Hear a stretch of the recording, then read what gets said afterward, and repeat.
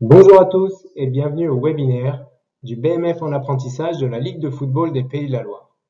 Pour cette saison, vous retrouverez Fabien Brazille, référent de la promotion de Sablé-sur-Sarthe. Et vous me retrouverez, Thibaut Hervéou, référent de la promotion du CSR de Saint-Sébastien. Pour commencer, deux objectifs pour ce webinaire. Dans un premier temps, vous présentez l'année de formation BMF et les particularités de l'apprentissage.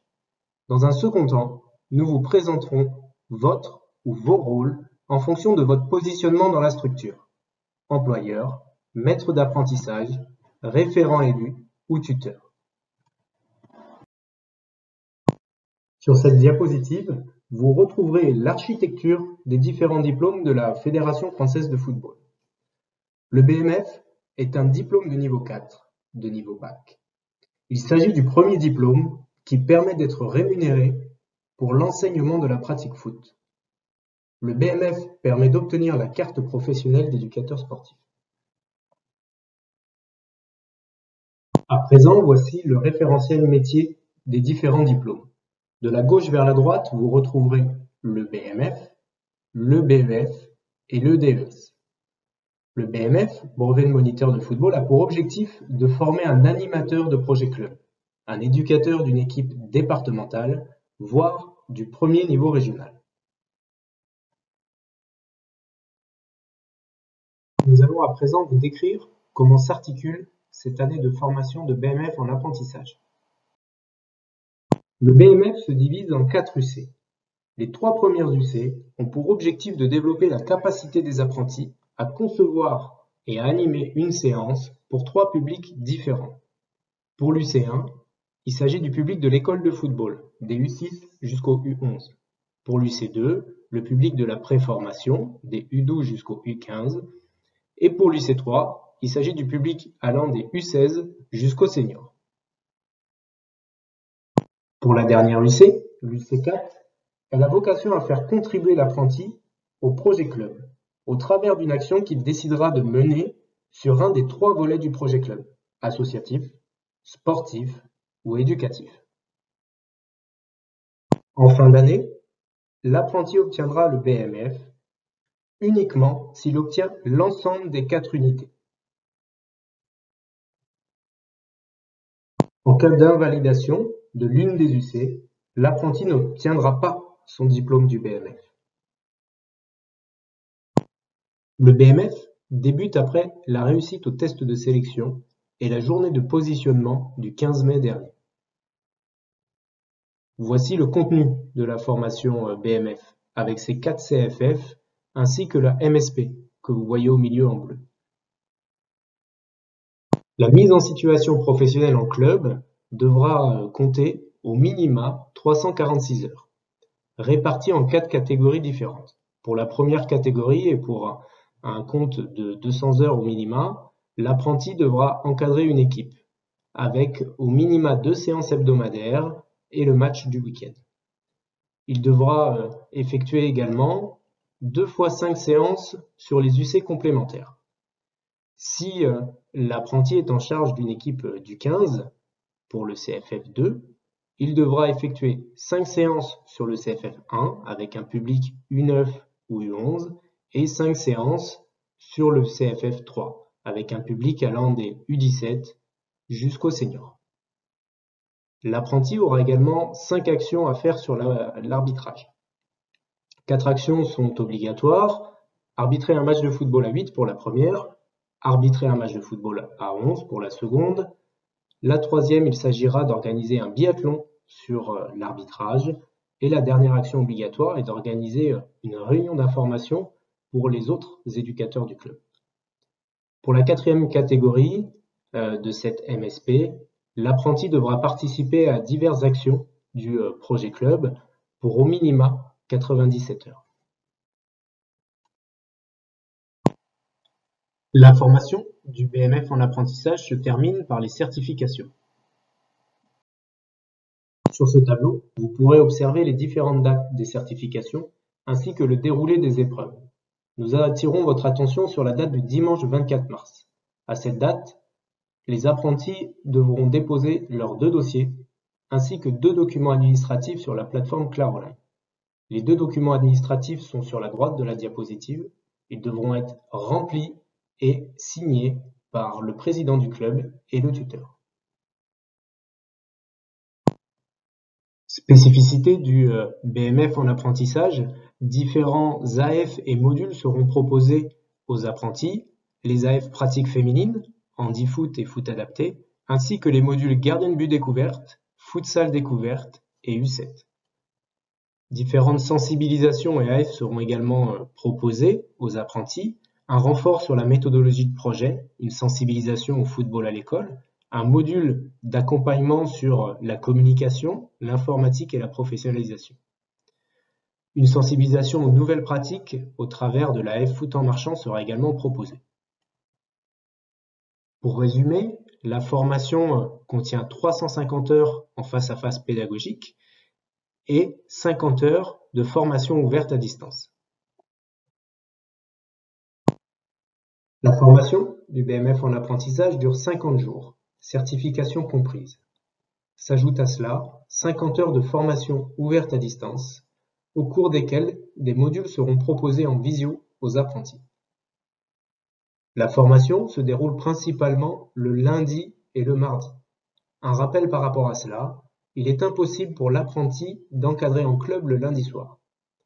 En revanche, le mardi, l'apprenti est disponible à partir de 18 h pour encadrer en club.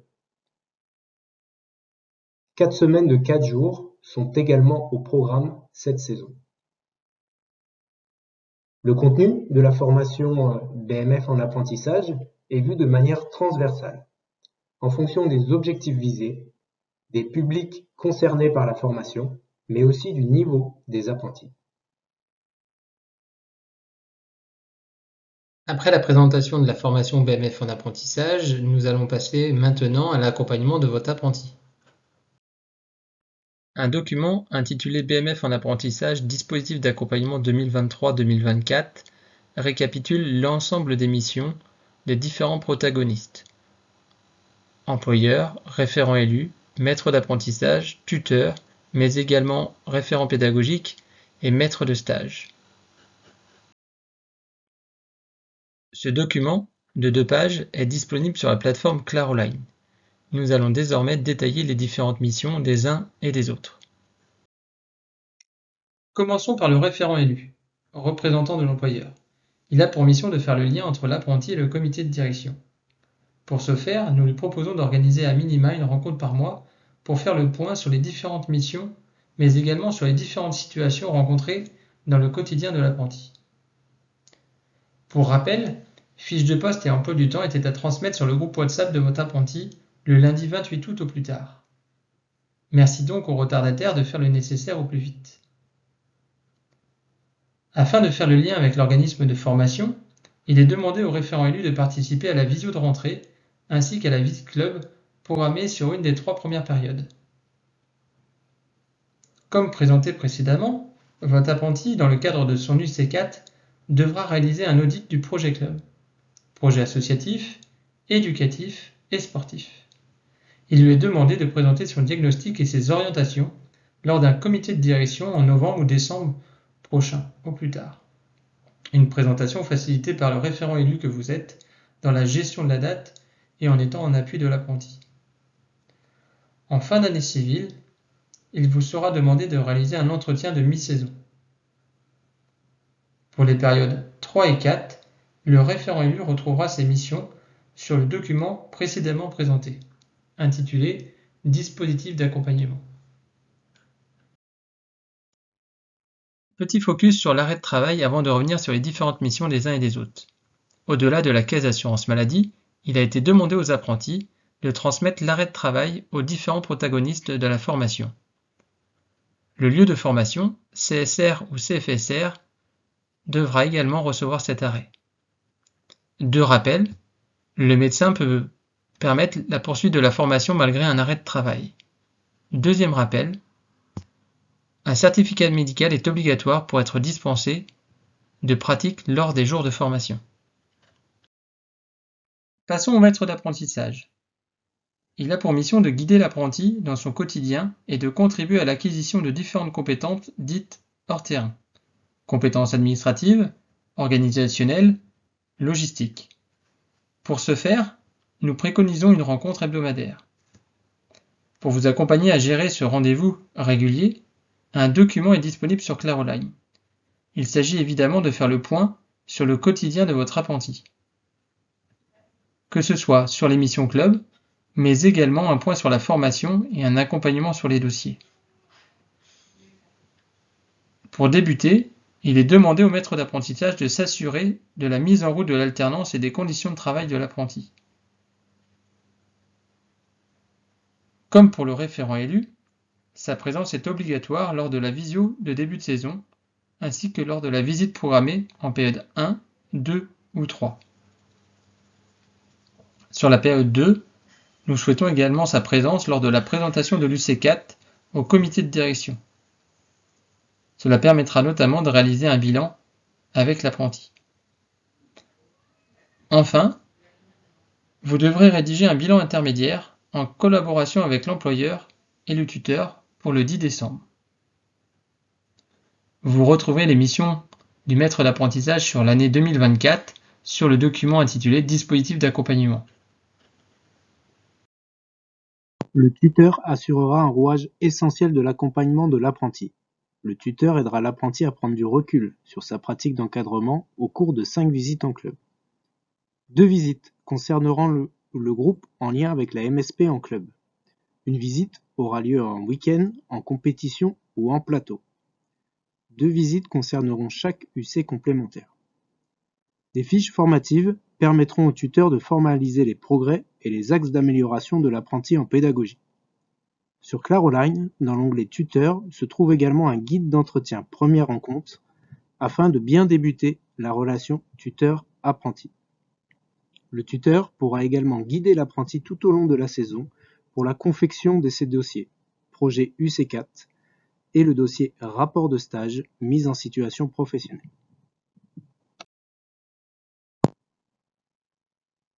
La relation tuteur-apprenti est une relation de confiance et de sincérité. Le tuteur devra guider, orienter, questionner, afin que l'apprenti consolide ses compétences au fur et à mesure de la saison. Après avoir vu les différentes missions de chacun, penchons-nous sur le suivi de manière globale et les différents outils à utiliser.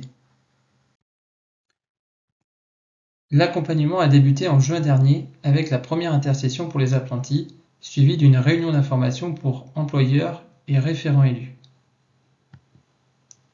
Il se poursuit avec l'analyse des différentes fiches de poste et emploi du temps reçus, nous permettant notamment de faire quelques préconisations quand cela nous semble nécessaire. Ce webinaire et la deuxième intersession apprentie qui aura lieu ce lundi 4 septembre doivent permettre de lancer véritablement l'année de formation, et notamment l'accompagnement. Une visio-club est ou sera programmée en septembre-octobre pour tous les clubs dont la visite est prévue en période 2 ou 3.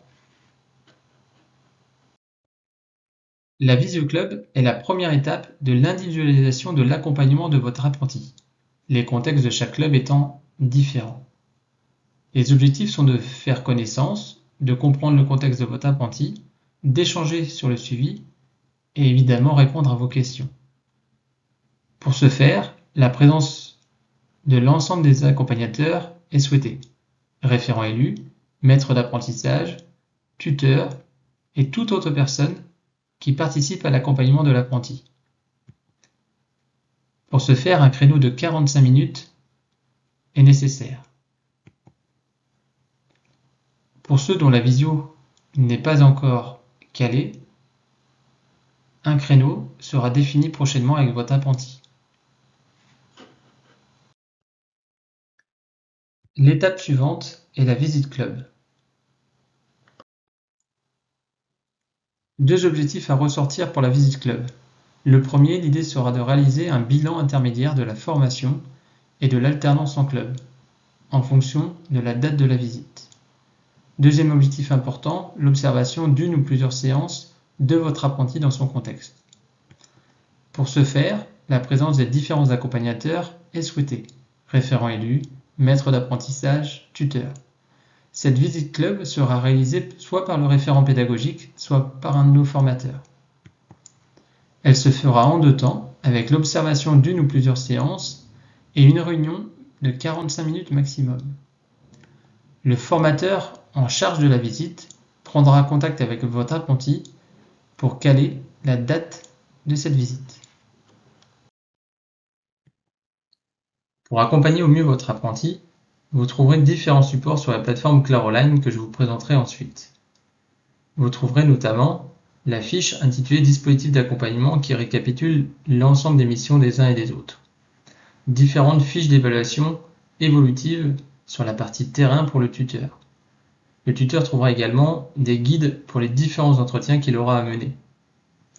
Vous trouverez également une fiche de rencontre hebdomadaire pour le maître d'apprentissage et les différentes fiches bilan. D'autres documents sont également à votre disposition. Le groupe WhatsApp et la plateforme Claroline sont des outils permettant de rester en contact quotidiennement. Mais n'oublions pas les échanges téléphoniques, visio ou éventuelles rencontres quand cela nous semble nécessaire. Sachez que 2 entretiens individuels auront lieu avec votre apprenti sur les périodes de décembre et mars-avril. Passons à la plateforme Claroline. Devant vous, l'adresse vous permettant d'accéder à la plateforme.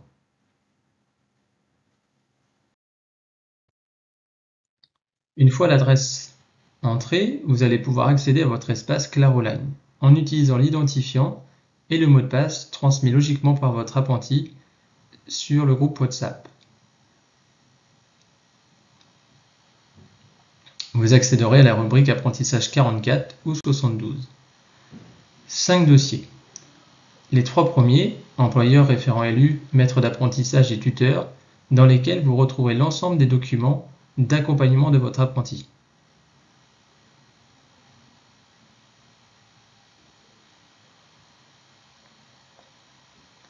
Le 4e dossier, apprenti, dans lequel une zone personnelle a été créée par lui-même.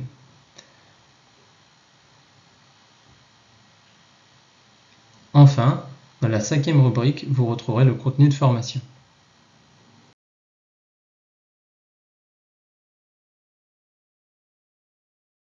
Lors du premier jour de formation, nous avons demandé aux apprentis de créer un groupe WhatsApp. Les différents membres de son équipe d'accompagnement, maître d'apprentissage, référent élu, tuteur, référent la Ligue de football des Pays de la Loire, se trouvent dans ce groupe et peuvent interagir sur le quotidien de l'apprenti. L'objectif étant de faire le lien entre la structure, le club, mais aussi le lieu de formation. Par exemple, l'apprenti, lorsqu'il passera en pédagogie sur le lieu de formation, il pourra mettre en photo la fiche formative qu'il aura reçue avec quelques conseils et axes d'amélioration. L'objectif est de faire progresser l'apprenti le plus rapidement possible.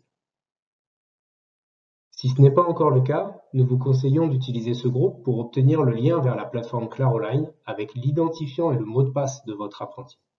Ce webinaire touche à sa fin. Vous retrouvez les coordonnées de Pauline Boger, assistante administrative pour la formation BMF en apprentissage. Merci pour votre écoute et à bientôt.